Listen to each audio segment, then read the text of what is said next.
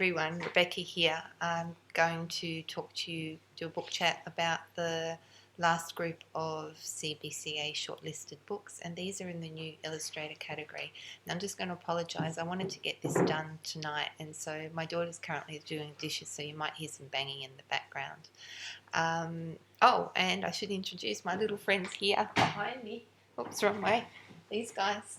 These are my beautiful little monkeys from Cambodia Knits in Cambodia, or otherwise you can get them here in Australia through handmade. Oh gosh, I can't remember what it's called. I'll have to look it up and put it in my comments or something. But they're great. They're little magnetic guys. I love them dearly. Okay, so let's get started. So these books are the new illustrators. So first of all, we've got Fly by Jess McGeachin. This is a really moving book, and it can be read on just the general text level, or there's an underlying message about it. There are some questions you can ask about, is this just about the bird, or is it more about grief? So it's about a young girl, I'm just remembering, Lucy, who finds a young bird that has fallen out of its nest and has broken its wing, and it's about her trying to help this bird fly. And Lucy is very inventive. She loves to make things and help her dad out. Her mum's not around. Her mum has passed away. And so she finds the little bird and then tries to help the bird fly, because, you know, birds are meant to fly.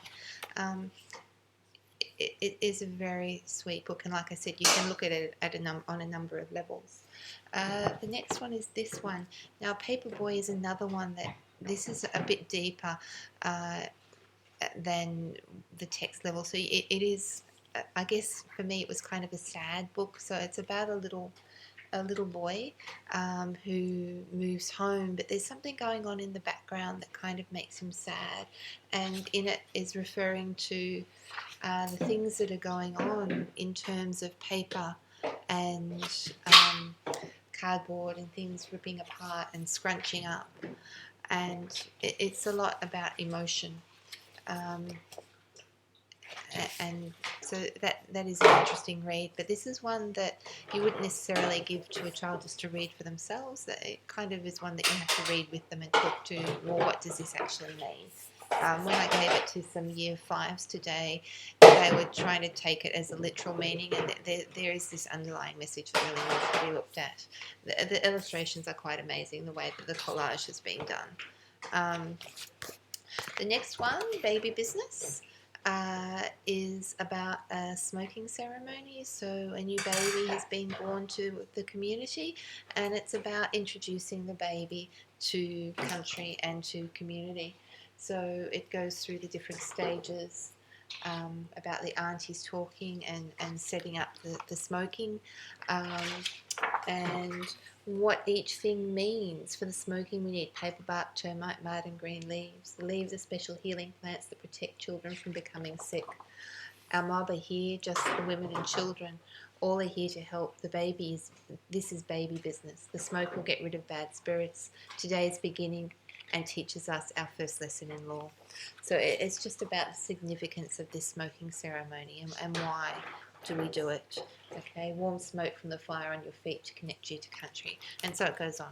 So that's a really good one to talk about, to talk to children about country and about community, and what are the different things, and making connections between the communities you live in and communities elsewhere. So that's a lovely one. Say Louise and Snippy Save the Sea by Collette, Dinnigan and Cowan.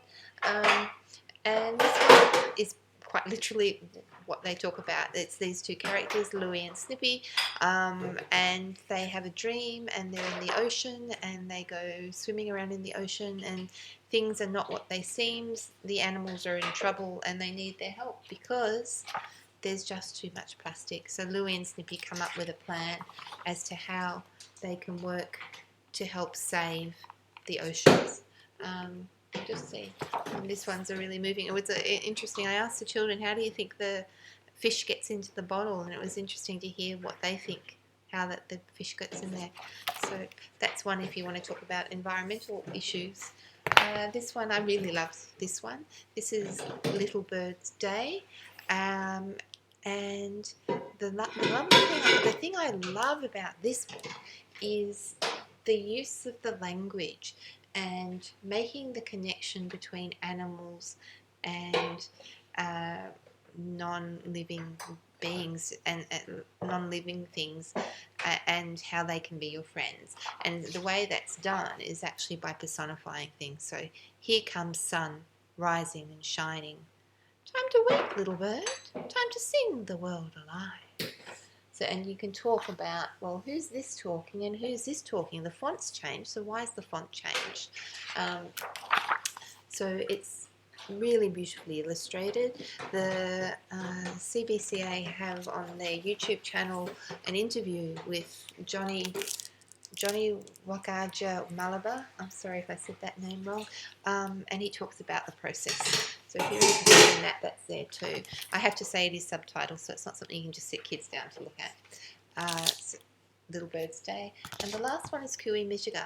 Now, it is similar to Willem, which I talked about in the non-fiction awards, in that parts of it is written in language of the Darug, I think. It's the Sydney group Sydney mob.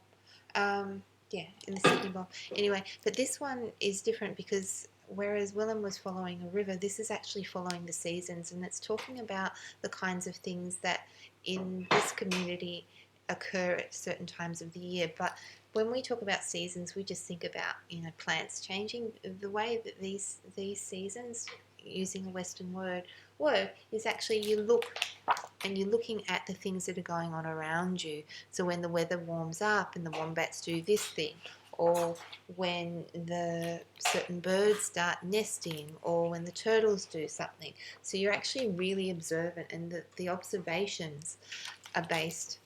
The observations lead to you doing certain things within your community. So that's a really good one that could go with a number of other books that we have like that. So Alison Lester wrote one called Ernie Dances to the Didgeridoo. And there's another one that's set in the Kakadu, which I can't off the top of my head remember. But there are a number of books that look at how seasons, again using our Western word, seasons work in different communities. So that's really worth looking at. And again, this one also has a book.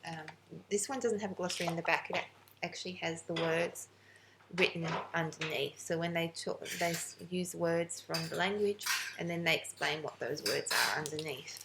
And I'll just check. I don't think there is a glossary. Let me just see.